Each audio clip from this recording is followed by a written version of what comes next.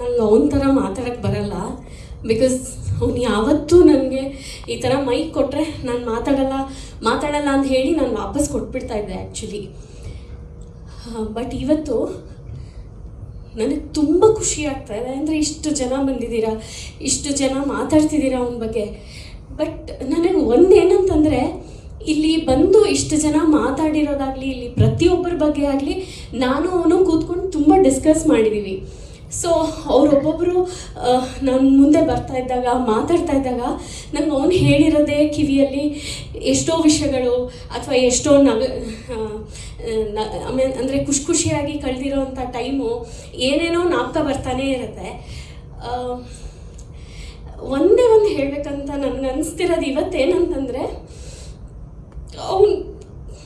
ಅವ್ನು ಬಿಟ್ಟು ನನಗಿರೋಕ್ಕೆ ಗೊತ್ತಿಲ್ಲ. ಬಿಕಾಸ್ ನಾನು ಬೆಳಗ್ಗೆ ಎದ್ದಾಗಲಿಂದ ರಾತ್ರಿ ಮಲ್ಗೋವರೆಗೂ ಹೇಗೆ ಡೇ ಸ್ಟಾರ್ಟ್ ಮಾಡೋದು ಅಂತ ನಾವಿಬ್ಬರು ಜೊತೆ ಕೂತ್ಕೊಂಡು ಪ್ಲ್ಯಾನ್, ಅಂದರೆ ಇವತ್ತು ಹಿಂಗೆ ಎದ್ವಿ, ಇದು ಮಾಡೋಣ ಅದು ಮಾಡೋಣ, ಇಲ್ಲ ಏನೂ ಮಾಡೋದು ಬೇಡ, ಇವತ್ತು ಸುಮ್ಮನೆ ಇಲ್ಲಿ ಕೂತ್ಕೊಳ್ಳೋಣ ಅದು ಮಾಡೋಣ ಅಂತ ನನಗೆ ಡೇನೇ ಗೊತ್ತಾಗ್ತಾ ಇಲ್ಲ. ಡೇ ಆ್ಯಂಡ್ ನೈಟ್ ಆ್ಯಕ್ಚುಲಿ ಗೊತ್ತಾಗ್ತಾ ಇಲ್ಲ ನನಗೆ. ನಂಗೆ ಅನ್ಸೋದು ಏನಂದರೆ, ನನ್ನ ಲೈಫಲ್ಲೇ ನಾನು ಮದುವೆ ಆದಾಗ 21 ಇಯರ್ಸ್, ಅವನಿಗೆ 23 ಇಯರ್ಸ್. ಆವಾಗಿಂದ ಇವಾಗಿನವರೆಗೂ ನಾನು ಅವನು ಯಾವಾಗಲೂ ಮಾತಾಡ್ಕೊತಾ ಇದ್ವಿ, ಜೊತೆಲೇ ಬೆಳ್ಕೊಂಬಂದಿದ್ದೀವಿ, ಜೊತೆಲೇ ಇದ್ದೀವಿ, ಎಲ್ಲ ಜೊತೆಲೇ ಮಾಡಿದ್ದೀವಿ. ಅಪ್ಸ್ ಆ್ಯಂಡ್ ಡೌನ್ಸ್ ತುಂಬ ಇತ್ತು ಅವನ ಲೈಫಲ್ಲಿ. Life was never easy.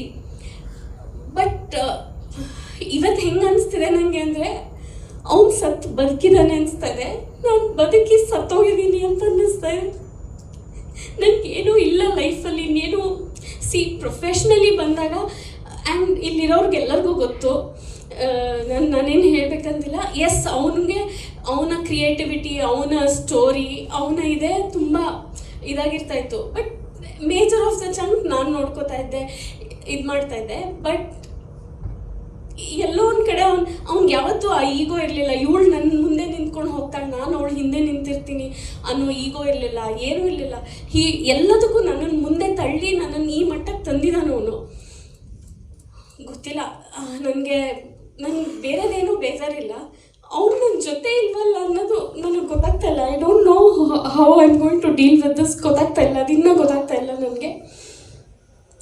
ಒಂದೇ ಒಂದು ಖುಷಿ ವಿಷಯ ಏನಂತಂದರೆ, ನಮ್ಮ ಪ್ರೊಡ್ಯೂಸರ್ಸ್ ಅಸೋಸಿಯೇಷನ್ ನಾವೇನು ಫಾರ್ಮ್ ಮಾಡ್ಕೊಂಡಿದ್ದೀವಿ, ಪ್ರತಿಯೊಬ್ಬರು ನನ್ನನ್ನು ಅವ್ರ ತಂಗಿ ಥರ ನೋಡಿಕೊಂಡು ಒಂದೊಂದು ನಿಮಿಷನೂ ನನಗೆ ಕಾಲ್ ಮಾಡಿ ಹೆಂಗಿದ್ದೀರಾ, ಏನು ಮಾಡ್ತಿದ್ದೀರಾ, ಬಾಯಿ ತುಂಬ ವಿದ್ಯಮ್ಮ ಅಂತ ಕರೆಯೋದನ್ನು. ಅವ್ನು ಇರೋವಾಗಲೂ ಅಷ್ಟೇ, ಎಲ್ಲರೂ ನನಗೆ ಫೋನ್ ಮಾಡ್ತಾಯಿದ್ರೆ ನಿನಗೆ ನೋಡಿ ಎಷ್ಟು ಜನ ಇದ್ದಾರೆ ಅಂತ ಯಾವಾಗಲೂ ಹೇಳೋನು. ಸೊ ಇವರೆಲ್ಲ ನನ್ನನ್ನು ಹಾಗೆ ನೋಡ್ಕೊಂಡಿದ್ದಾರೆ.